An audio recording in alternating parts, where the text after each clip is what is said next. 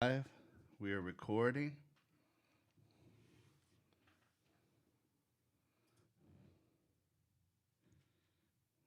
Waiting for it to pop up. We got time. Since I got to edit this, I know what's going to happen here. There we go. Rule 62 with Adam. Live. Where's this rule book? You've never heard of Rule 62? Mm-mm. Negative. No?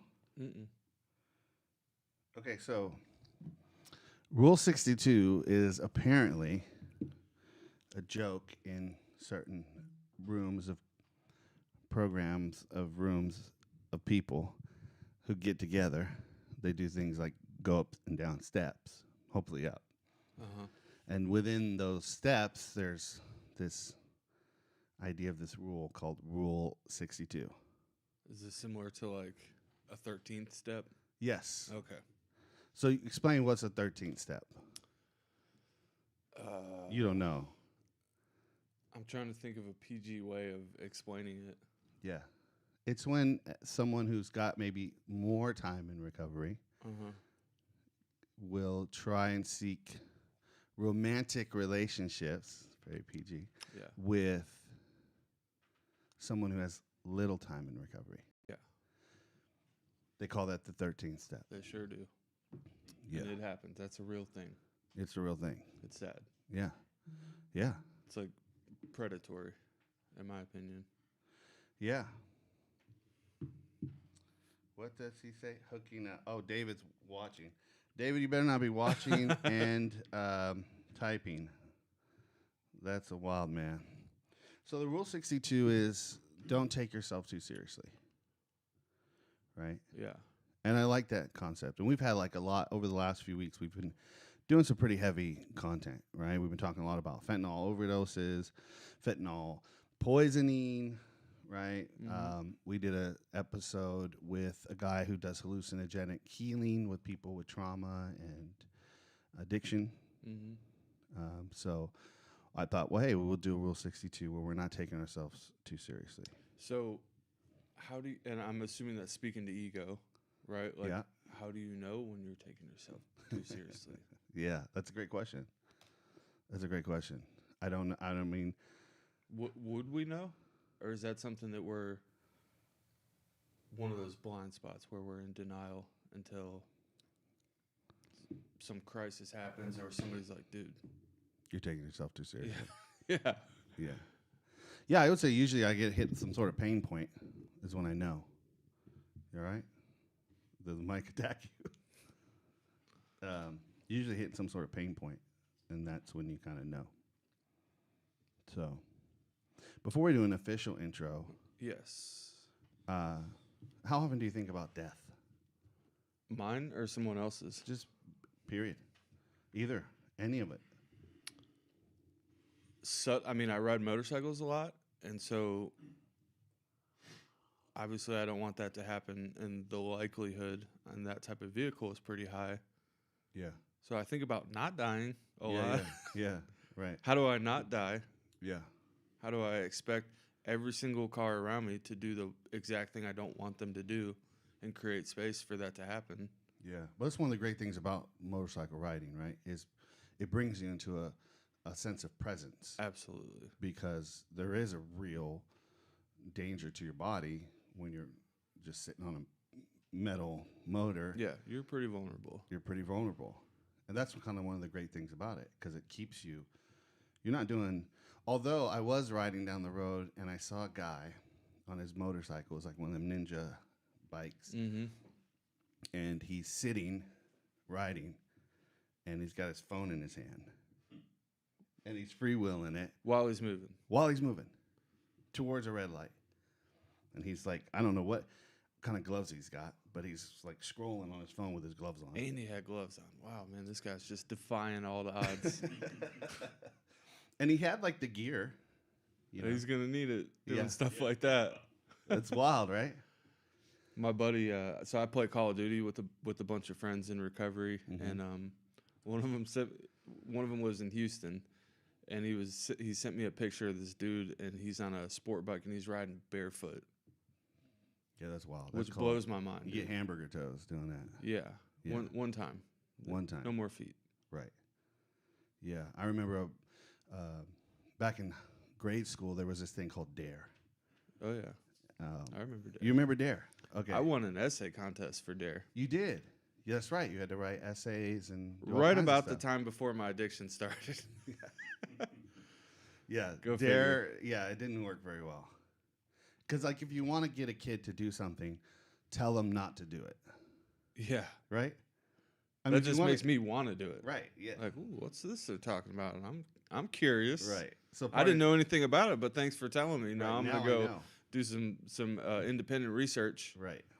Yeah. So Dare Week, and there were these BMX riders that came out, and they were riding and doing tricks on the bike, street bike kind of stuff, bunny hops and jumping on the pegs and all that kind of stuff. And I remember the guy, this is what I remembered about Dare Week, was the guy going, "Don't ride with your flip-flops on or you'll get hamburger toes." I mean, that's what I remembered from Dare. I remember, was it Scruff McGruff? Yeah. Was that his name? Scruff Dude came in, a McGuff. huge, big old dude. Yeah. Was he Dare? Came That was in- part of Dare? Yeah. Yeah. Came to our school in one of those Scruff McGruff. costumes, and everybody was messing with him, flicking his tail. Yeah. He's like turning around, trying to find the kids, and he can't. One of the things I got from Dare was, so I found out my parents were using drugs at some point. Mm-hmm. And so when I found that out, I went and searched their room. Oh, you told me this I told story. you this, Yeah. And I had found the paraphernalia, right, for cocaine stuff, Mm-hmm. Vials and sifters and all kinds. This is back in the day. Yeah. Statute of limitations is over. Yeah. Okay. Don't Google my parents. Well, what Dare tells you is that you're supposed to call the police, which as a child's like well-being, right? It's like, hey, let's keep the kids safe, right? Like, call the police. Let's get some intervention in there right away. If you find drugs or see people using drugs. So I get why they were preaching that. But I took that shit to heart. So I called the sheriff. Oh. And so the sheriff shows up to the house and goes into their room and finds all their paraphernalia and stuff. And luckily didn't find any dope. Yeah. Yeah. I mean, paraphernalia is bad. Come home and there's cops like holding your stuff. Yeah. Well, that's what happened. He had to call You're the like, hey, parents on. Dad. Yeah. Yeah. I mean, it's funny. And every time I share that, people always laugh. But it's also like a pretty traumatic moment for me because I got sat down at the dining room table. How old were I you? was, I don't know, 9, 10. Okay. But I was the one who did something wrong in that scenario. Which Depending now, on who you ask. yeah. Now looking back, I'm like, oh no, I wasn't wrong. But I carried the weight of,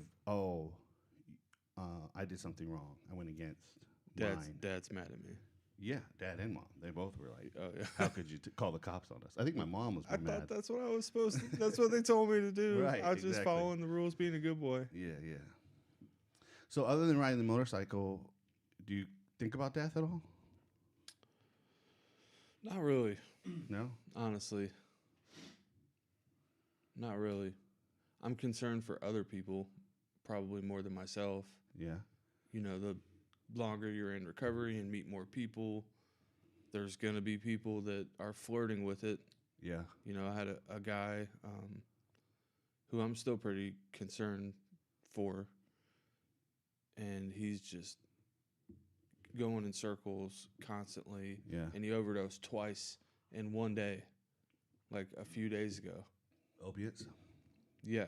Yeah. And honestly, like, somebody called me and asked, hey, have you talked to this guy? And I was like, no, I haven't. And, he texted me when he got out of a treatment place and he was looking for somewhere to live. And when he got out of the treatment place, he was asked to leave. Yeah. And so he was looking for like a sober living or something. And he texted me. I sent him a few recommendations. And he's one of those guys, man, I've just, which is a difficult thing that I don't think most treatment programs and stuff prepare you for. It's like, hey, you're going to be really close with these people that you're walking in recovery with. Yeah. And what they don't really talk about a lot is like, not all of them are going to stay in recovery. Right. And you're going to have some uncomfortable conversations with somebody you really care about, where you need to love yourself by putting distance between you and having boundaries. Yes. And those are kind of moving targets, and they're gonna change. And he's one of those guys that have been just. What most people hear when they hear boundaries, though, I think, is they hear, like, remove the love. Like what I tell people who have a loved one who's an addict is I tell them to put up those boundaries, or basically make agreements with yourself about what you're willing to do for that person, and then but don't remove the love. Yeah, that's really difficult. That's where you need help. You need like. Well, what is your definition of love? What is love? Right. It's not all sunshine and rainbows. Like I think we're kind of trained to think that it is. Right. That love is complete acceptance. Yeah. Yeah. So kind of, what it looked like for this guy was me telling him, with the words like, dude, I love you. Yeah. But, and then here's the not sunshine and rainbows part. Yeah. I'm concerned. Here's the behavior I've seen repeatedly. Yeah. And I don't know if you're too much in it to pull yourself out, and see this cycle that you've been stuck in for years. Right. And like, dude, if you want something different, you're going to need to do something different. And, until I see you becoming healthy, I'm going to distance myself because I'm not going to be a part of your destructive behavior. Right. And that's on the heels of you making attempts over and over to help. Yeah. Right? Yes. Yeah. When was the last time you lost somebody due to addiction? Probably a year and a half. Oh, that's good. You're on a good run. And I mean, before that year and a half, it was like 3 or 4 in the year before that. Yeah. So I'm just honestly kind of waiting for it, the next cycle. For it to come up. And I mean, the holidays are coming. Yeah, and that's usually a big. Yeah. So you don't contemplate death on your own? No, man, I keep myself pretty busy. Yeah. I'm too busy living life to be thinking about death. So what do you think happens when we die? Do you think that there is an ethereal, like, what do you think heaven's like? God, what a cool question. Yeah. I don't even know, like, how do you answer that? I don't know. I have no idea. I know it's going to be dope. Yeah. Hey, David. What's up? Sorry for my tardiness, fellas. Did I totally interrupt a deep moment? Yeah. Well, what's heaven going to be like? What's heaven going to be like? Heaven's going to be like, there's going to be like a gate there. You walk in, there's angel with wings. St. Peter. There's a posted golden, up out front like a bouncer. There's the book of life. There's going to be, the streets made of gold. Yeah. It's going to be a party. I don't know, man. Well, speaking of the book of life, there was just a Jewish holiday that ended. I think it was yesterday. Yom Kippur. Yep. And part of that is that would get added into. Here, Jeff. It's rolled up. Yeah. Jeff over here, cutting into the drywall, trying to find the cable. Yeah, so Yom Kippur, that's one of the things is that it was how Jewish people were atoning for their sins, and so all the priests would go in and do the atonement, and that I can't even begin to pronounce what the saying is, but there's a saying they would say to each other, and that saying is, "May your name be wrote in the book of life." Book of life. Yeah. Yeah, it's like a week of like a confession and like reflecting and all that kind of stuff. I think it's like the biggest holiday in the Jewish. I guess maybe it's the one. Yeah. It's the one. What's up, man? What's you up, look buddy? sexy as hell, dude. Whoa. Like you got cut up for for the show. Dude, You're looking honestly, I cut my hair pretty regularly. It wasn't for the show. I do it myself, Yeah, and so I that just looks try to good. do it on the weekends. I was telling Christian I've been playing with a haircut style where I can cut it short enough where I can style it and still wear a motorcycle helmet. Oh, no doubt. And Yeah. you know, go to where I need to go and still look presentable. Yeah. And I feel like I found You a match. did it, man. I think you did it, dude. Thanks, you look dude. good. Yeah. You look sexy too, dude. I want to tell you that right now, right to your face, Christian. You're looking good, man. As he looks 180 Yeah. degrees the other way. Well, I'm contemplating Back of whether your head Back is of your head beautiful. is looking good. there's a man. switch on Meaty. top that you should be able to turn it on. A little red button. No, there's like a Oh, on and press off the red switch. Push it forward. Everybody knows that. There you go. You get it on? Yep. All right. So you just think it's going to be. Do you think it's like an actual place? Do you think you bring your consciousness that you have on earth into heaven? I think so. I would hope so, man. Yeah, me too. Like, I- what's I- the I- alternative? Well, it could be a whole different. You know, a lot of people think my it's a- name is Adam. Well, I'm no, in heaven. I think a lot of people think it could be a whole different. Like you don't know anybody from your past. It's a whole new like that sounds enlightenment. sad. Well, Jesus says there's Well, no. if you didn't know it, it's a fresh start in a new eternity. Jesus said there's no marriage in heaven. So my wife wouldn't be my wife. That's kind of weird. I mean, till death do you part. Yeah. There you go. Yeah. Yikes! So you're hoping your consciousness continues, and that doesn't. Yeah. Like you're hoping you roll up like, oh, Abe Lincoln, man, no way! Like I read about you in the 5th grade. This is great. Finally, Mr. King, Martin Luther King. Oh my gosh! Like I like that idea. Yeah. I love the idea of that.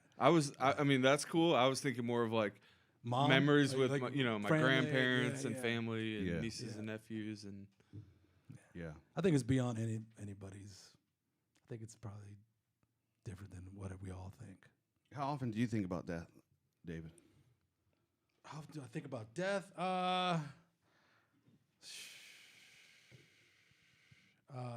I'll tell you when I do think about death is when I feel like I'm having pointless conversation and it's long. you're like, I just want to die. I just like I Rather can than finish feel. it. Are you giving me a hint I about can- this conversation? I can feel like like myself aging. do you ever feel like that during podcasts? Yeah. You know? Thinking about death, like for me recently, I don't think I have a lot more in the short past, like in recent past, than I do now. I mean, I think the pandemic really had me thinking about my mortality a lot, the loss of my siblings and my grandmother. Like I had a lot of loss in like, a 6-year time period that I thought about death, my own death. And a lot of times it wasn't in like a scary or bad way. It was more like, man, I wonder how my brother's doing. I wonder if he's looking down on me. I miss him, and I would love to see my sister right now. Like, when I'm going through something. So it really kind of encapsulates my mortality. That's like You know what I'm $7 word. Really? Yeah, good Like job. that. I didn't pronounce it right. I never do. Yeah. I never pronounce a good word. It's not 50 cents off. I always screw them up. Yeah. All right. But recently, not too much. I think your brain kind of like defends you from the thought of death. Meaning, because if you think about it, we're all going to die, right? I mean, your body's programmed Like, yeah. to avoid it. right. Yeah, you're going to die, and the thought of that, if you spend a lot of time on it, could be pretty unhealthy. Yeah. Yeah. I just want to start us off on a light topic. on a bright note. This is hilarious. This is a Rule 62 episode, right? This is Yeah. great. I think about life a lot. Rule because- 62 is don't take yourself seriously, yeah, right? Like Yeah. I think. you could still talk about serious things. Yeah, We're just not going to take Go there. ourselves seriously.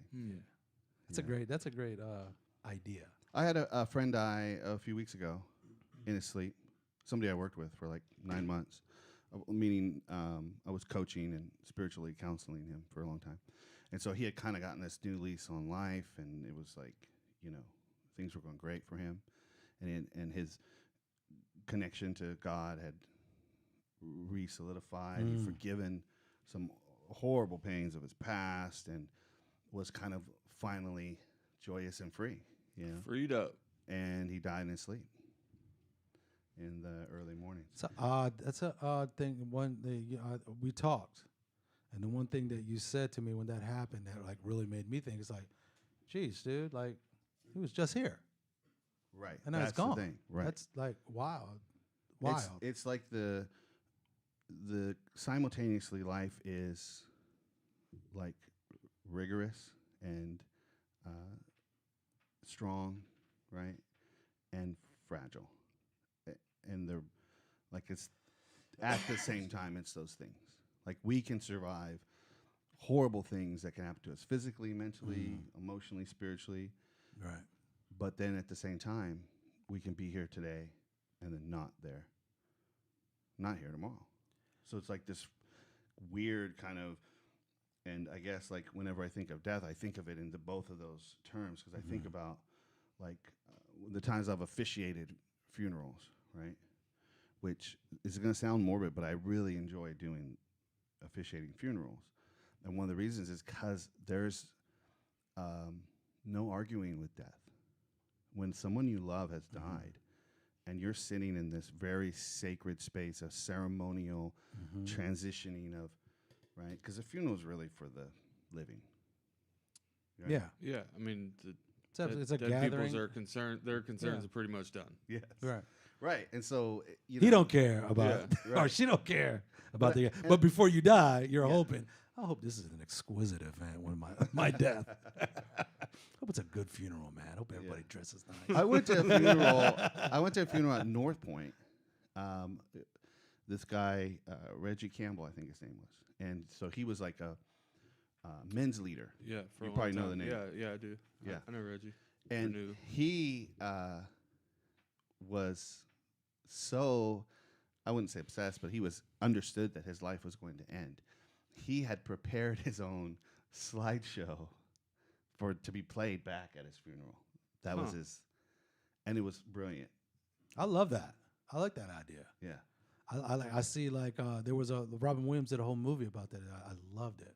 Oh, Yeah. Walk Among the Clouds? Is that what it's called? I think so. Oh, dude, Yeah. that's a great movie. Have you seen that? Mm-mm. Oh, it's really good. Oh, yeah. It's brilliant. And then like you think of for some reason like Aretha Franklin and like Tina Turner and all these like iconic divas, they were always like talking about like, man, my funeral is going to be the most epic funeral. So they were like planning it, like you sing here, you do this, I want him here, I want them there. So like the planning of that is pretty cool. And like as far as like I've never officiated a funeral, but I think funerals are one of the most beautiful things to ever witness. Even in the raw of loss and grief, the beauty of the people there in their like real emotions. Like I know, like I don't think like grieving is this beautiful thing, but it is a beautiful, beautiful thing to witness and be a part of when you reflect. Maybe not during it, but like I never felt so much honor, and I got to see both of my grandparents in Arlington Cemetery, right, and being a part of that and spoke at those things. It was like the most honorable, beautiful thing for me to be a part of. It's like it's unbelievably sad because that separation is real. Yeah. You know what I mean? And until I enter that, I'm not gonna see them. I'm praying that there's some sort of connection, like we talked about heaven. I'm praying for some sort of connection like that with these people that I love so much. But as far as like going through that process, it's beautiful. That's all I can say about it. Yeah, I mean, we hide from sad. We don't like unpleasant. We don't like pain. But all of us, I think the three of us would definitely know that anytime we've grown in life, it's been the result of some sort of pain. We've faced some sort of pain. Absolutely. Got Some through sort something. of sadness has transformed us or transfigured us. I mean, this is like the message of the cross, right? Is through the sadness and the death and the literal physical death of a being, right? That there's this transfiguration of that pain and that death into life. Yeah, the resurrection. Like The it's, resurrection. We talk about atonement and things like that. It's like it's all Jesus' death is so beautiful because of the resurrection.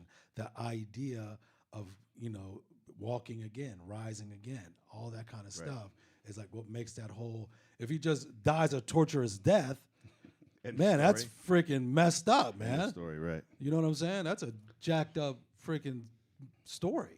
Can you imagine the amount of faith, like, when he reappeared to these dudes? Like the amount of faith that those guys had. Like, well, look how they all whatever died. doubts they might have been carrying around, they're freaking gone then. You know what I mean? Yeah, man. And that's like, we're a part of a legacy of the faith from those first people. Absolutely, man. I love that. I'm like, well, no, this isn't just a story. I literally saw this dude die, and then I saw him later. Right. Or my uncle saw him. Yeah. Or my grandfather saw him. Books have been written. Right. You know what I mean? Yeah.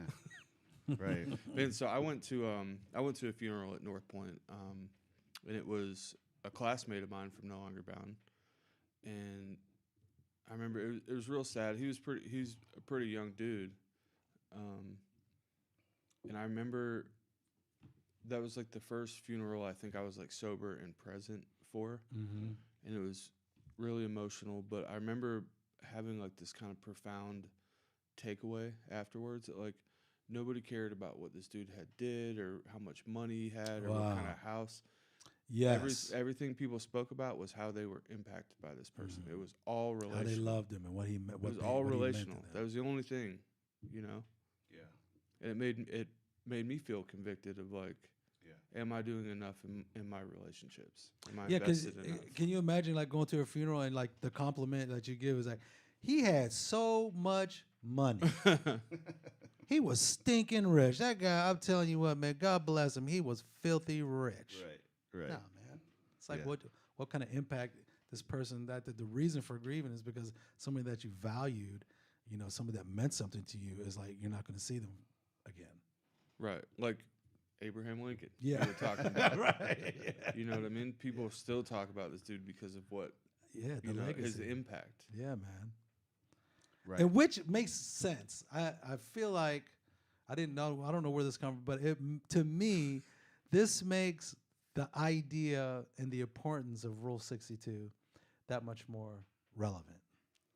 It's right. Because if you're not having fun, then come on, man. Well, Adam asked me before we started and that's because Adam knows me, right? And he's like, "What have you done?"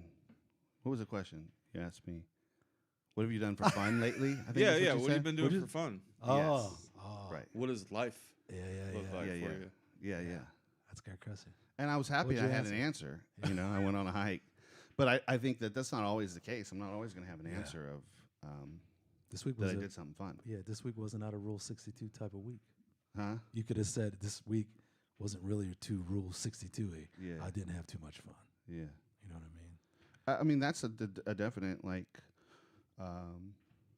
I like to work and build and grow and connect and serve. And so I can be very much caught up in that.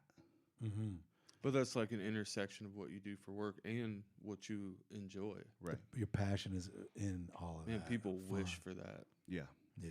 Right. Be able to make money doing something you love. That you love. Yeah. Right. It's awesome. That's why I'm late today, because I was loving what you were what doing. I was doing so did much. They love it? What think were you so. doing? Doing group. Oh, nice. Yeah. Yeah. And it was so deep and good and like fulfilling that I just like I had to let it air its own self out. You know what I mean? I couldn't put an end to that. It had to end itself. And I love that shit, dude. Yeah. It's the best thing ever. I love this. Yeah. You know what I mean? Hanging out with you dudes. And I was thinking whenever you guys were talking about Rule 62 and its application in like our lives, because we all work in this, in a service life, and the work is compiled of people in pain, and our attempt to like have put good into that, right? We're trying to help these people who in some way or another feel helpless, right? And that's like hard, and it's hard to see sometimes, and people die and all that kind of stuff, and people go through like anger and frustration. You see all the emotions. But like I know that during that time I deal with I mean, I don't know if I've ever had a conversation that did not have like some sort of laughter or something funny, purposeful in our day. Like if I talk with you on And the that's phone, your personality too. You You're a think? pretty like jovial guy, you know. jolly, Yeah. jolly big fella. Is that like a fat joke? Yeah. No, no. You're attributing that to like a Santa reference. No. Actually, it came up in some questionnaire I had to do for work. So we can get a good free shot? Should we change the lens on that to get a good free shot? Oh, you kidding? Feel like I like it this way because you guys are just Okay. Oh, cool. shooting on it. It's Back and forth. Yeah. So instead of just being focused on one person who's not saying anything, Mhm. wondering who's going to say something next. I got you. Well, it's just not all three of us are in the shot. You got to lean in a little, Adam, so we get a good profile. So I had like a Rule 62 moment maybe a few weeks ago. I had a meeting at a coffee shop for work. Okay. And I'm riding there on a motorcycle, and I go through. Tell the truth, you were on a moped. Nah, I've never ridden a moped. You were on a bird. Never ridden a One of moped. them electric scooters. So I ride through this light, and I see blinking lights, red and white. So I'm like, oh man, accident. There's an ambulance there. I'm like, crap. Like somebody's hurt, and they closed one of the lanes. Well, this dude, I guess it had just happened. He was on a motorcycle, T-boned a car, and this dude's laying on the ground, and there's, he's his eyes were open. I don't know if he was responsive, and he just had blood like pouring out of his nose, out of his ear. And it had already looked like it had kind of dried a little bit. And I see the medics like working on him, and I ride by, and I was like, I was like a half mile from the coffee shop, and I was not thinking about work.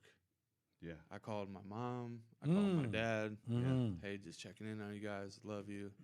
Oh, that's legit. Yeah. I really like did not care about work at that moment because it just felt super real. I was like, man, like, and relatable to you. You're on a bike driving by there. yeah. You know what I'm saying? And I was like, man, I've been way too focused on work lately. Oh, And that kind of like brought me. Nothing like someone else dying to help you with your day. Yeah. I mean, it brought things into focus for me, like what's important. You know what? Hey, Mom. How y'all doing? Yeah. I get that totally 100%.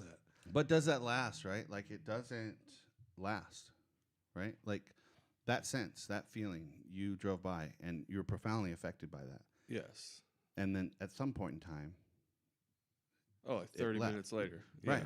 That's the same thing with my friend who passed away, right? Like it profoundly affected me for, maybe a day or two, probably because I knew him, right? But then at some point I got caught back up in whatever I worry about. Life. Yeah. And all that. Right. Yeah. And that's like the thing, like, it feels morbid to think about death, but it's also like, it depends on how you think of death, right? How we consider it. Yeah. And, well, I think it's like, I think death hits you different depending on who it is too. Like, I've been to places where somebody was a friend of mine that had passed away, and all I could think about was like the good times that we had. Like it was really like that was like my attitude in there was like, man, I'm so thankful that I got to spend this time with this dude. You know what I mean? And then I've been like in funerals where I was like, I don't even know like what the meaning of my existence is. This is so freaking horrific. You know what I mean? So it kind of depends, I think, a little bit. I'm usually the former. Like that's my default is remembering the good times, being grateful. Yeah. oh, Yeah, no doubt. I wasn't sure what former meant in there. I attributed former to it is former. To Santa also. Latter. Also to Santa. The former or the latter. Yeah. Yeah. It's like, who's doing construction here? Well, welcome to the Most High Show. Hey! My name is Christian, and we have a great show today because we're just rapping and chilling and talking, and we're covering some good topics, some deep topics. Yeah. Maybe it might be good. Maybe it might be helpful. Adam Miller is here. He's My a dog. friend of the show. This is probably his 17th podcast. MLB. My roommate asked me that. I'm like, I don't know. Yeah. We have And fun. We're having a good time. Adam is here. David is here. Yo. The wizard behind the curtain. My name is Jeff Jeff. is here. So I would like Gangsta. to talk about. I want to bring some couple things up. All right. All right. So. All right. This is just some comments and messages that we get from time to time, and I never thought about bringing that into the show. But this is somebody on Instagram. Their handle is Sober Thriving, and they were talking about the episode that we did with Charlie about healing epic. trauma. Please, you guys, please tune into that episode. That was an epic point of view. Healing trauma and addiction using ibogaine and DMT, and very knowledgeable. Great. I felt like we leveled up on that episode. We definitely did. Yeah. But then we're just getting right back down to normal. So Hey, don't take yourself too this serious. is what this is what they say. Replayed this episode many times. I've been researching plant medicine for healing, and what I heard here complemented so much of what I have learned. So all their studying and researching. I love the clarification of where 12-step recovery is at. Explains the reluctance of some to not go there. But there is also a positive view on why 12-step does work. And that was cool because we had different views and we were talking about it. And it was such a lovely conversation of different opinions. Yeah. Right? And that's she said, the non-judgmental balance between two different views. Well done, team. Sweet, dude. That's I good. appreciate that. Like, I followed her after. I was like, oh, who's this, man? That, Yeah, that was some real love right Yeah. there. You liked all their posts Yeah. in a row. The first 8. Boop, boop, boop, boop. Right. That's my thing. And that's the thing, like, because we're creating this stuff, and sometimes you don't know. It's hard for us to know, are we making an impact? Yeah. So when we hear back from people, it's really good because it helps us to understand. All right, because when you look at play counts or app downloads, sure, that's cool, but when you get the feedback, that's really like, okay, Especially good. on that level. Confirming that and was, validating of what Right. you're Yeah. trying to do. Yeah. All right, so let me do. I love you, Sober Thriving. That was a great. Thank you for that comment. Once I saw that, I was like, yo, who is that? How can I, who is she? You were like, you got to go to her post and find out. So And he that's wasn't what I just did. some dude in the woods, tripping people out. Like, he was a knowledgeable understanding of what the Oh, process man. was. The guy that spoke about it. Mhm. And everything that he has to do Beautiful medically dude. before you come in Awesome and the guy. whole process. It was really good. Shout out to Charlie. All right, so Gene, this is a comment, says, this is to one of your reels, David. You have to want to stop to really stop. No one can do or say anything if you don't want to stop. You won't stop. And they're talking about can't stop, won't stop. Hey. I think they're talking about, it was something about addiction, right? Most likely. Yeah. Yeah. But anything, really, Yeah, right? Like, Yeah. So, and that's one of the things, like, because what do you guys think about that? Is there, you have to want to stop? I mean, both of you, what do you guys think about that? Is that true? Yeah. Yeah? I mean, what can anybody do for you? Well, they can lock you up. That didn't really ever stop me. Yeah. When the rehab I went to, the counselor told me, because I've stayed in contact with him over the years, and he said that even an unwilling participant who gets put into this program, he said, I've seen them turn around Oh yeah. because they get the solution and then they go, Right. oh, and they're removed from the substance and the environment and all the influencing factors of their groups of friends or family or whatever. Yeah, and that's probably somebody that wanted to stop, but just ignorant of the whole thing. That nobody ever like schooled them on like the possibilities of living a life in recovery. Like, you know what I'm saying? Like, Yeah. whether it be the science of it, the spirituality, whatever, something in that class, even though he was like, oh, screw this, something that they said, like changed his point of view. I'm like, oh shit, that's maybe how that might work for me. That I was can my relate to that. experience. Yeah. I mean, I only went to No Longer Bound because I didn't want to go to prison. Right. Damn. Given the see? two options, I'm like, yeah, let me check that treatment center out. That sounds cool. Right. Mhm. But And you I got didn't- I something didn't out wanna of be being there. there. Yeah, I didn't want to be there, but the soil was fertile for some seeds to take root. Yeah. Yeah. Like, it was a But process nobody did for it me. for me. I had to buy in on my own. Right. But there were people that were influential in that. Mhm. They made it look attractive. Somebody put something in your ear and looked right to you, and I'm like, okay, this makes sense. Really, like what it was one of my counselors, man. I knew his story was extremely similar to mine. He was this, strong Christian-minded dude, but he wasn't like a Ned Flanders, which is what I thought. Which is what I thought Christian dudes were like, and I was like, I don't want anything to do with that. Yeah. I thought sobriety was gonna freaking suck and be boring and lame. And he lived like a really full, enjoyable life. And I'm like, what is this guy? What is your secret, dude? Because you have something that I want, and it was attractive. But nobody could do anything for me. No. They could make suggestions all day. Doesn't mean I'm going to do it. Somewhere in there, you wanted to stop and like, okay, I'm gonna change this. I'm not gonna do this anymore. I think it started with the relatability and being like, all right, maybe this is possible for me, because I didn't think it. Where it wasn't in any other form, no matter what. No matter what. Nobody made that like connection. Yeah. Then entered like some curiosity. Right. I started asking questions. Yeah. Yeah. Well, that's why I would give some pushback to the statement. Yeah. Because even if someone doesn't want it, they could still be helped. Oh, definitely. Right? Like, given the right circumstances, the right situation, they can still be affected by the solution under the right circumstances, even if they don't want it. I feel like, in all honesty, sometimes my relationship with God is a lot like fine. Like I feel like God takes me from place to place, and sometimes it's like me kicking and screaming and bitching about it the whole time. Like, but that's kind of so I don't necessarily, actually, there's probably very few things that I do in life that I want to do. But every time I do the thing, then I'm like, oh, I'm glad I did that.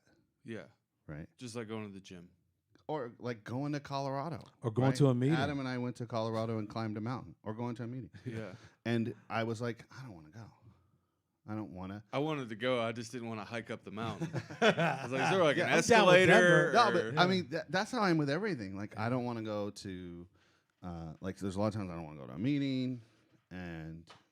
But I kind of know, well, there's enough evidence that when I keep doing these things, even if I don't necessarily want to, I get a benefit out of it once I get into motion. So I guess it's kind of like there's a comfort, complacency, maybe some mild mental health what the issues. payoff for these disciplines is going to be. Yeah. Yeah. And so it makes it easier to follow through even when you don't want to. Right. But I think early recovery is like A lot of trying to buy into a discipline without having any idea of what the payoff's going to be. That's a tough one. Yeah. Like going to work, not knowing if you're going to get paid. Yeah, yeah. Like, yeah. Yeah. It's very true. All right, let's do one more. All right. This is someone said, they sent me a text message. I love when I get these texts. Want to let you know that I enjoyed watching 3 podcasts on the Most High app last night. Adam M., who's sitting here, Liz, and the other Adam. The other Adam. Adam Abramowitz. Yeah. Also, I'd like to just really put a statement to what this next sentence is. He says, you are a good interviewer and host. absolutely. Hey. You are. Hey. 100%. Thank you. Started watching the one with Mike G. Like the balance, anxiousness, changing the idea. Looking forward to watching more of your content. So, that's cool. Love it.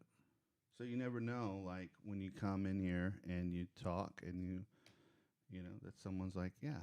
And they see themselves in us, right? And It's on- that in the guests. relatability thing, man. Yeah. It's huge. Yeah. I had somebody tell me that they've watched every episode, and I had no idea that they watched even one. Really? Yeah, and they watched all of our content, all of Most High's content. Really? And I had How'd you no find clue. out? Oh, we were just talking about it, and he was like, yo, I just want you to know I am watching you from afar, bro. And I've watched every single podcast. I'm like, word? I had no idea at all. We never even like talked on that in that lane because he's not in recovery at all. Yeah. You know what I mean? So that was like really cool that he liked it. He enjoyed watching it. He thought it was like, you know, the information from it was pretty dope. Like, damn, son, thank you. And that makes sense to somebody I think that's been in recovery for a while. Like the principles surrounding recovery are going to better anybody's life. Oh, Whether yeah. you're using drugs or not, just trying to We not, always say that too. Yeah. just trying to not be a dick Right. is That's what. pretty good protocol. Yeah. And people, we're all imperfect and we're going to fail in certain areas. And what do we do with that? And how do we do it better next time and improve? Yeah. Like, who couldn't benefit from that? That's why I really think, like, when we talk about addiction as society as a whole moves forward, and even us, I feel like mental health and addiction always gets kind of parsed out into two separate categories, right? And I feel like we're going to start talking about them as one. Oh, it's coming. Because it's going to trend. It's kind of this. I mean, I guess like the modality in which you would treat addiction. Oh, it's a big question. Is like what comes first? What happened first? That's the question. Right. You know what I mean? But in treatment, you always treat them concurrently. Mhm. If there's both going on, you don't tackle one and then the other. Right. That's the approach. It's supposed to be both at the same time. Right. Right. But it's Once they're in treatment, they're in treatment, they've stopped. Hopefully, they've stopped smoking meth at that point in time. Well, maybe not. I mean, people do outpatient stuff and counseling. Mhm. They could certainly. It's I gotta mean, be I hard was to one of sort. them at one point. Yeah. I was talking to this dude because I had to, Yeah. Yeah. and getting high right after. Right. Is it the meth that's making you hear voices, or do you have like some sort of brain? Yeah, that's always the chicken and the egg situation. Mhm. Which one came first? Right. Who knows? Yeah. Well, after we did this last opiate podcast, I started researching it, and it was to Jeff's. Jeff recommended a couple things. Came through like a big dog. Oh, with yeah, that. dude. My name is Jeff. And so I started listening to it, and the guy was talking about this new kind of. What's not new. I mean, they were making it in the 70s, but it's a different kind of meth that doesn't use ephedrine in the creation of the meth, right? So usually you have to use ephedrine, right? It's one of the al- was You've one of watched the- Breaking yeah. Bad, right? Like, I have. That was a great show. right. So you got to get the ephedrine, but what they can do it with a different kind of, and by not using ephedrine, and what they found was people who were using that. It's like, I can't remember what the name of it was, but people who were using that kind of meth were all having psychotic, violent breakdowns, and they were seeing it happening nationwide because of the way that the chemicals interact and once they get into your brain. But that's different from when people were using the ephedrine manufactured. Like violent. The way the guy was talking about it was kind of like, we're always kind of like in this level of treating the psycho, social, spiritual aspects of a human, right? But when this guy kind of like took this like 5,000 mile view looking down at it, and I was like, oh, we were like being played completely Oh yeah. by people who are just like, how do we get money? And if we mix this together in the bathtub, we could sell that and we can get money. And it was like greed. It was almost like when the way he was explaining it, it was like the driving force that's like we don't necessarily look at is greed behind why so many of us are addicted. Is that? Yeah. What do you think about that? Like, we don't ever think about it from that, because we're always treating the addict, which is basically like we're treating the symptom. Yeah. And you're saying it's more systemic than that. Yeah. Because the way he Puppet talked. masters. Oh, yeah. Because the way he's talking about like why there's so much fentanyl here, it was like because people in Mexico can make fentanyl really cheap. And so it's like a supply. There's so much coming in that it's like, well, I guess this is what we're going to start using and putting in everything. Which I still don't get that. Like, I get the aspect of like, okay, if we're having to outsource our heroin from Afghanistan or some other country, it's costing us to import it or smuggle it and then smuggle it to the U.S. or whatever, so it's cheaper to make the fentanyl. You don't need. I felt like a parent just then like, did you smoke the weed? Are you on the dope? Well, what this But it's guy? killing What's the guy's people. name? That's Jeff? that's What's bad the guy's name? business. Quinones, Sam Quinones, Eric Quinones? something like that. Yeah, something Sam like that, Quinones. What he's saying is that they can make fentanyl in a building. They don't need to grow poppy seeds. They don't need to grow coca leaves. So think of the process, right? Think of the ingredients is a lot cheaper. You make a lot more in a smaller space. Getting it from point A to point B, even though it might be a lot, you might be bringing it in by the truckload still, right? But what's in that truckload is so much more money because it's so much little. It's like you get a bag of good dope or you get a bag of trash, right? Sure. You know what I'm saying? If you just need a little bit to make a real good bag of dope, you could make 1,000 bags of dope. With a regular heroin, you'd make 10. But what I don't get, that little bag of dope that could be good, just a tiny bit more, and you're dead. Yeah. And you're no longer a customer. Well, as a distributor, you don't give a shit about that. Eventually you do. well, you lose a When customer. who you're distributing to doesn't Right. have any customers, Right. Yeah. Well, which is what's happening. yeah, but not enough, right? There's still Yeah. enough. I mean, a lot of people are dying. We're whose getting there. tolerance is the other thing the guy was asserting was that the way that fentanyl goes through the system is quicker, and so you Use it need faster. it quicker. Like the half-life. The half-life. Yeah. Yeah. So you get to euphoria, then you're dope sick like way faster. Which sounds crazy. I never did fentanyl, but man, my heroin from when I used to when I would start getting sick was so fast. Yeah.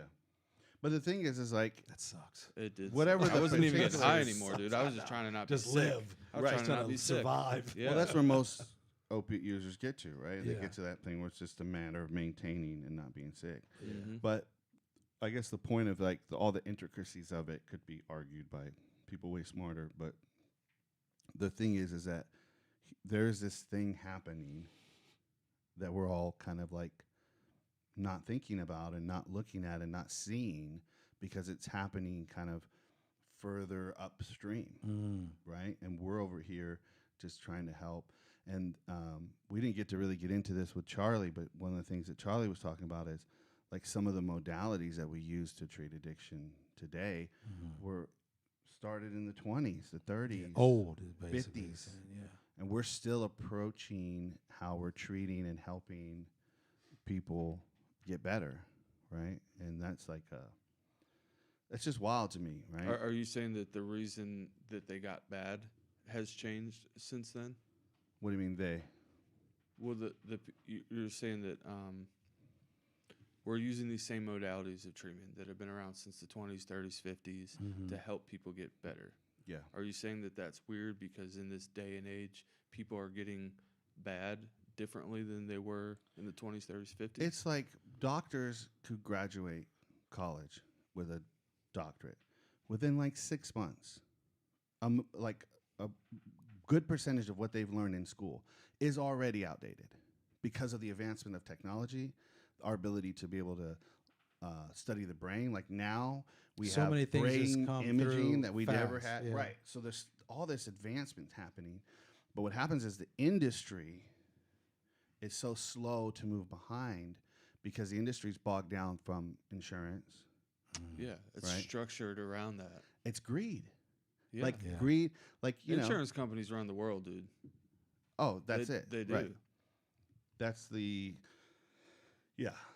They're the secret, like, kind of thing. I mean, it sounds like, this sounds like, like I have foil on my head.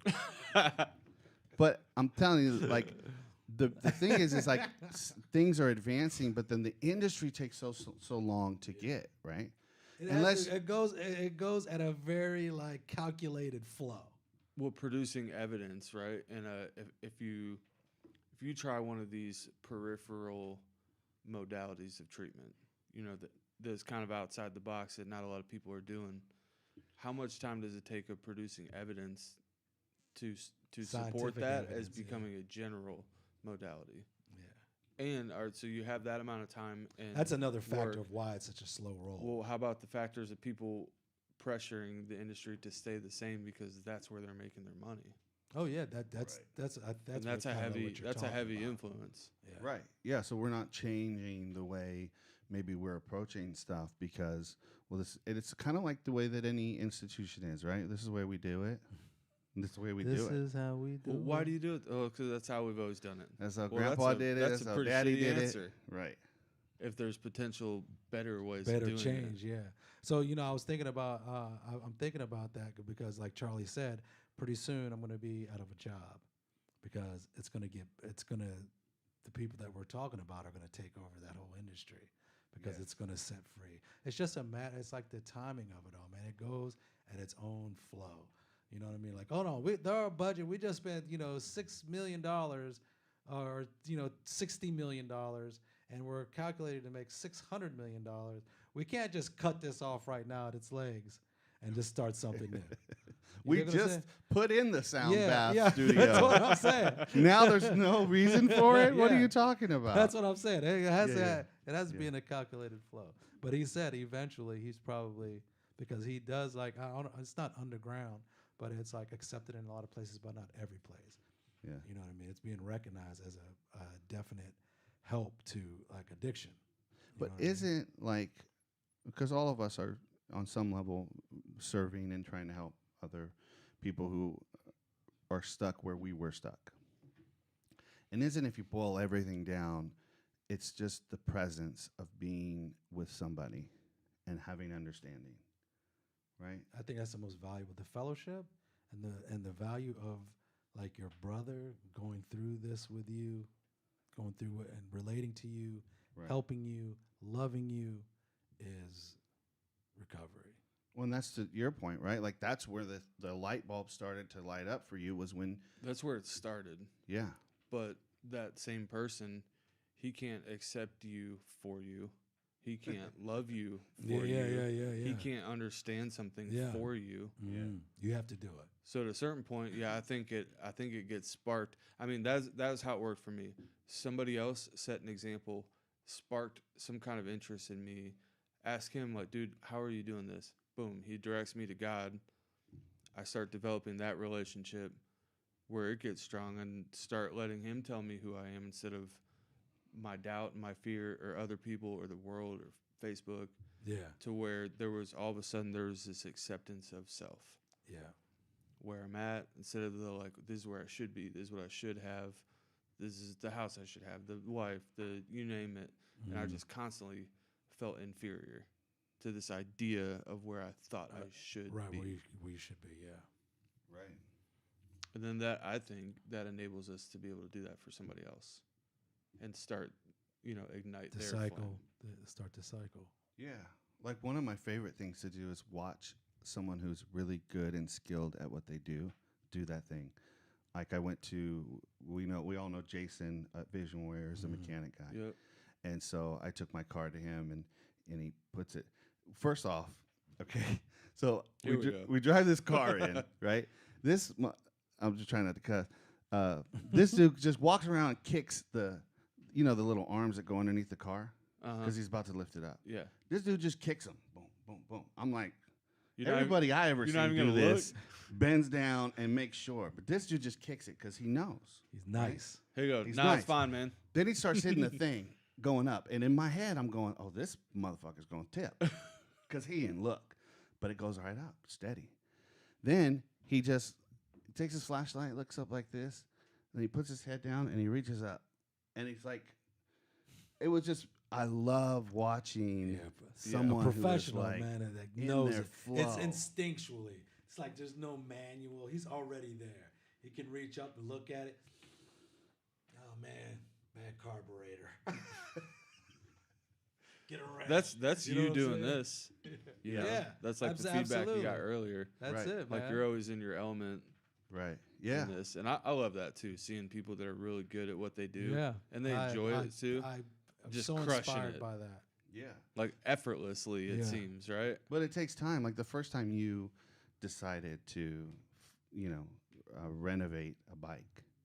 Renovate. Which you're freaking killing it. Like now you got Yeah. rims, chandeliers, We got to and say, shit. yeah. So if people don't know, one of Adam's hobbies, which has become kind of a skill, Definitely. is restoring. I wouldn't say restoring because renovate No, is yeah. you're taking something that looks very much like this and turning it into something very It's like new. was it like retro? Is it a retro move?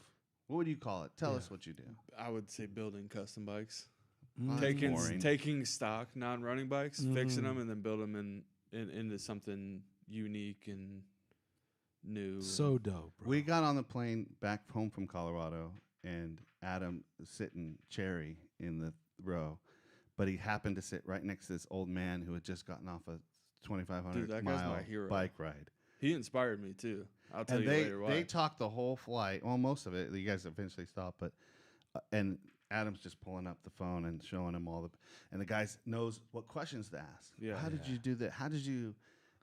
But it took you the first time you tried to do that. What was that experience like Well, it was 6 months long for one. for one bike? So the way it started, so I have a coworker who builds custom bikes, and he's very good at it. Very good. Super unique, really creative, very skilled. And he'd ride up to work on these badass bikes, and I'm like, dude, that looks so cool. He's like, you should get one. You know, I'll help you build one. I'm like, I don't have the money.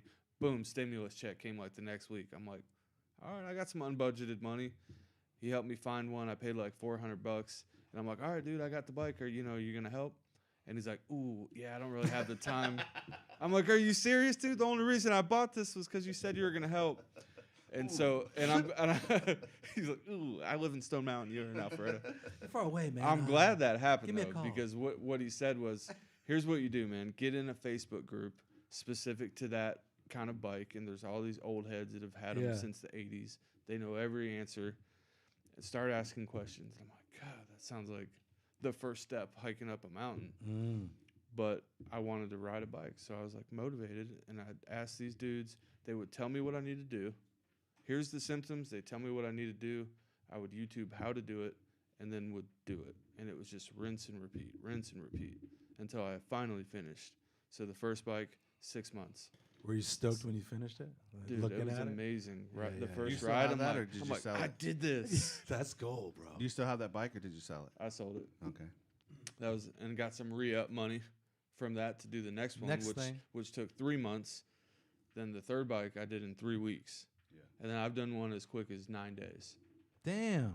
I was out. The whole dude, idea it and was everything? great, Like- bro. Yeah. I That's was out of cool. work because I had COVID. Like, you can't come to work. I'm like, cool. I was like, I just I'm gonna picked make up me a this project, motorcycle. and I didn't even really feel sick. I just tested positive, and so for everyone's safety, so I just poured myself into it and cranked one out and sold it to a Vision Warrior guy. Yeah. But you had to go through shit to get to that more proficient. And even now, Oh, dude, I You're want to cry still- sometimes. you're still, yeah. Tell me about that. What do you mean you want to cry sometimes? So, you identify a problem. You think it's the problem. You fix what you think's the problem, and it reveals another problem. And then Oh yeah. you think that's the only Frustration thing of that, left. You yeah. fix that, and then you find something. And the only way to find out what all the problems are Yeah. is to start fixing them Yeah. until hopefully eventually you fix them all and you're good. Yeah. That's a But discipline. you never know. You don't. It might just be one problem. Maybe it's 10.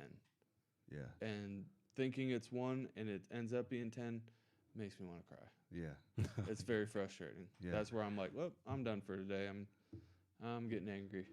That's and I can get to where sometimes I have a lot of creative ideas, and I think of something, and I go, I would love to do that. One thing I'd love to do is animation in our documentaries, right? But we don't have the budget for animation, right? I mean, like, I was telling someone, like, if I had $100,000 to do a documentary, I wouldn't even have a seat at the table of other documentary makers as far as budget. Mm-hmm. If I had $1 million, I would still be considered You'd be a low budget you'd be in documentary. the That's back like, crazy. I'm over, oh, there he is, the $1 Yeah. million guy over there. Right. I'm over here Yeah. going, I'll come over and do it. Yeah. You can feed me lunch, and so, but I watched a documentary actually that Jeff recommended, this Trip to Infinity. That's really cool. If you just like to watch it and trip out on something, it's really cool. But the The Buzz whole, Lightyear movie? No, that was called Trip to Infinity, right? Yeah, it's on Netflix. It's on Netfllix. Really nuts documentary about Infinity. Yeah. Okay. But what they did about infinity from a mathematic perspective, from a physical perspective, what is infinity, right? Which is also like what's eternity, right? Which is also like what's God, What's right? heaven? Like? What's heaven? So, but what they did is it's essentially 7 interviews with brilliant people who really study and live this stuff. But what made the documentary was that they hired about 7 different animation studios to do different animations as these scientists and talking, yeah, mathematicians yeah, are yeah. talking. That makes That's like a Bill Nye kind of thing. Yeah. You know? Right, You remember right. that? yeah. Bill Nye Science Guy? Bill. But yeah, he would be talking about something really complex, and there'd be this like playful animation that kind of gave you some imagery to make it easier to understand. Yeah, or something really cool like it's like, and over here, and then it's like stars, and like, Right. you know, all that type of shit. That could I learn to animate? I probably can. But I'm just like, I do not want to go through that process of failing Oh yeah. over and over and over again. Fail forward. Right. It just does not sound, you know. And I guess like I could see why, like when I work with someone who's, this is their 7th time going to recovery. And I just think, wow, man, like, first off, like I commend you for trying again. That's amazing. Yeah. But I also can just, I sense the, like here they are. Yeah. This is my 7th 4-step. Or White chip. this is white, my 7th white chip. treatment. Right. There I go. Yeah. Yeah. He wants to go up and get another one. He got like a pocket full of white chip. Yeah. Like, dude, it sucks embracing humility, like on that level. Yeah. You know, like picking up another white chip. Well, Yeah. I like thinking about you and the bike. It's like that is, I think, the definition of discipline. Keep doing it. Like finish it. Go through it. Like go through that struggle. Like I want to cry. Yeah. You know, because it's so frustrating, but you keep it moving. Like that's deep. Nobody else is gonna fix it. Nope. You know, Yeah. that's what I always land on. Yeah. If I don't do it, If I don't do it, who's going to be there? to? Right. Yeah. Yep. Nobody. Well, in the trades, like carpentry, electrical, steel, sheet metal, right? You would do a thing where you would come in as an apprentice, right? So you get paid very little, but you're working for a journeyman, Mm-hmm. you know? And the journeyman is that guy who's built 1,000 bikes, Yeah. right? The journeyman is the guy I've done this 1,000 times. So you're sitting under that apprentice. The apprentice is sitting under that journeyman. And I don't know that we really do that. I guess you've done that in your field, right? You've sitting under a journeyman, right? I've been under a great mentor. Yeah. You know what I mean? And like interning is basically being an apprentice. Yeah. You know, too. I'm one-on-one almost, and like walk through it until I looked at him and I saw all that behind him. You know, it's pretty impressive, right? Oh, you'd be talking about all the degrees, All and degrees, certifications. like the library, like he's talking to me, and like he's having a real conversation with me. I'm like, yeah, I'll hang out with you. Same thing. I You need some wanted things. what he had. It He was appealed to me. exhibiting something, right? Everything I seen, But you like look at the degrees on the wall and you're like, that's a lot of school. it's a lot. It's a lot Like, of. where do That's I even, why I it's like didn't trying go- to drink from a fire hydrant. Oh, Yeah. yeah. Where yeah. you know, like where do you even start? Yeah. The answer is at the beginning. Yeah. You know. Well, the answer is being with that person, being with that journeyman, and like mimicking them and learning from them, and like digging in and going through it. You know. My grandma used to say, I would get like chores and stuff. We spent a lot of time at their house, and my grandpa was real strict. My grandma was super sweet. Grandpa would give chores for us to do. I'm a little kid. I'm like, I just want to play or take a nap. I don't know. I just want to play. And I would complain to my grandma. I was like, oh, this list of chores is gonna take forever. You know, and it was little stuff. Take out the trash or crush some cans and put it in a recycle bin or something. And she'd be like, I remember her saying, she's like, well, do you know what the secret to getting ahead is? And I'm like, what? Like, I want to get this done. She's like, getting started. And I'm like, ooh, that's not what I wanted to hear. Yeah. But super practical advice. And that It's real advice. that kind of thing still like rings in my head sometimes when I'm like looking at a list of what I need to get done. That's the thing. Like, that's her talking to you from heaven. Right? Yeah. Mm. When you're facing that and you hear that, just get started, Yep. right? Yeah, man. Wasting time. Value. That's the complaining. communing with the ancestors. That's it That's right that there. spiritual The thing. value of that's going to last with you for the rest of your existence. Right. Those words, man. So hopefully we will have, something to as leave long as on. there's internet, I mean, this stuff's going to exist. Yeah. You know what I'm saying? Well, you guys will probably maybe remember that. You find yeah, yourself right. Now, bitching about a Now to-do that we're list. on It's it, like, now that you're wasting time. yeah. Just go. get started. Let's Yeah. go. All right, is there anything left unsaid? We've said a lot. I think the practical thing of like just get started in recovery, just do the next right thing. Yeah. Because recovery at the beginning seems like this insurmountable, daunting mountain that's like, ooh, I don't even know if I can do that. And if I can, it's going to take a long time. Mm-hmm. Just do the next right thing. Yeah. That's all you got to do. Yeah. Troy says, Rinse and repeat. Troy says, I don't have to not drink the rest of my life. I'm just not drink today. Yeah. It's 9 o'clock. I can do a couple more hours. Right. I like that framework. I don't have to not do it for the rest of my life. Just today. Yeah, because it's like not even the rest of your life. Like that's not even like a believable thing. Man. You know what I mean? It's like you got to do it today. Let's start at today. Right. Okay. I think too. We were talking about the insurance and stuff, and like in the treatment world, most places you call like trying to get in. First question: what kind of insurance do you have? Right. That's why I'm grateful for where I work because their first question is like, how can we help you?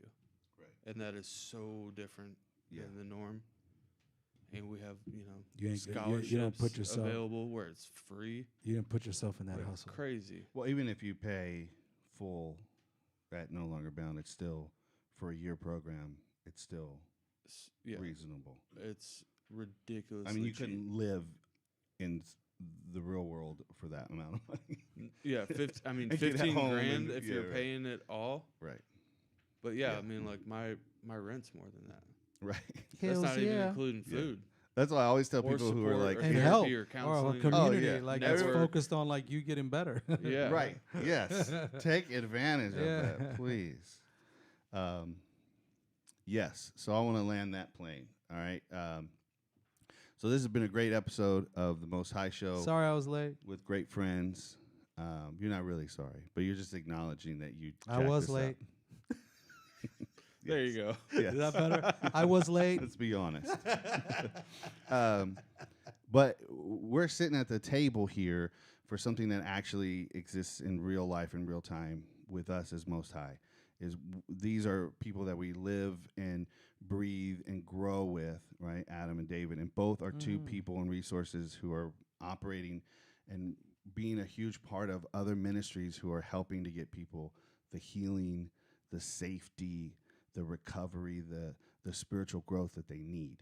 So if you're hearing this and you're struggling and you don't think there's any way and you just need some, maybe to be connected to the right people, Yeah. and you're watching this, hit the comment or just direct message, and I will connect you personally to one of these two men, and they will help you to get what you need. And Yeah, it's we're all gonna get you that intertwining, healing. man. It, like right here, I mean, you're just a big, huge part of like this whole process as well. I mean, we're sitting here doing a television show or a podcast. I'm sorry, on these topics, on the process of recovery, what it's like, what you go through, the struggles, how to do it, things that impacted us, all that kind of stuff. That information is like priceless to somebody that doesn't know shit, somebody that can't find anybody relatable.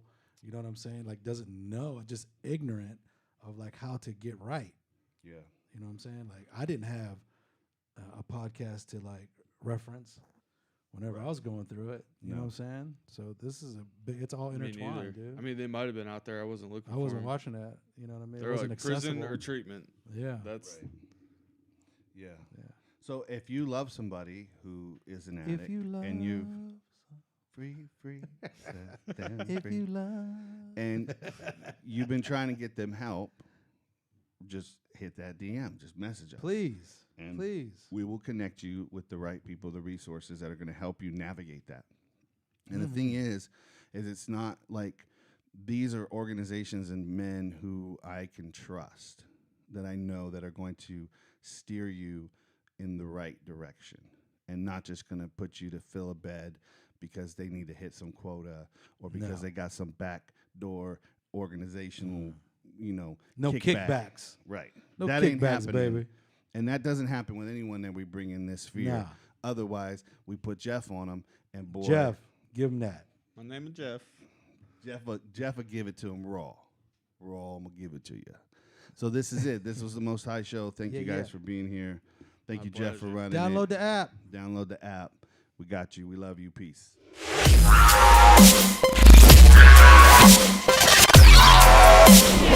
Wow.